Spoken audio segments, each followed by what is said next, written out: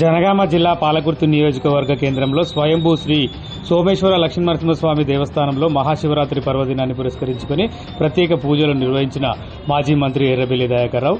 ఈ సందర్భంగా ఆయన మాట్లాడుతూ పాలకుర్తి దేవాలయానికి పెద్ద చరిత్ర ఉందని, ఇంకా అభివృద్ధి చేయాల్సిన అవసరం ఉందన్నారు.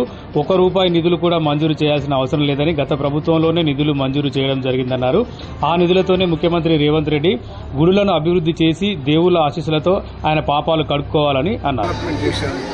కొత్తగా మీరు మంజూరు ఇవ్వవలసిన పని పాతగా కేసీఆర్ గారు ఉన్నప్పుడు డబ్బులు మంజూరైనాయి. దాన్ని స్పీడప్ చేసి పనిచేసి ఆ భగవంతుని ఆశీర్వాదం తీసుకోబోయా. నువ్వు చేసిన పాపాలన్నీ పోతాయి రేవంత్ రెడ్డి గారు. ఈ దొంగ మాటలు మాయ మాటలన్నీ నీతోటన్న రూపు మాపుతాయి.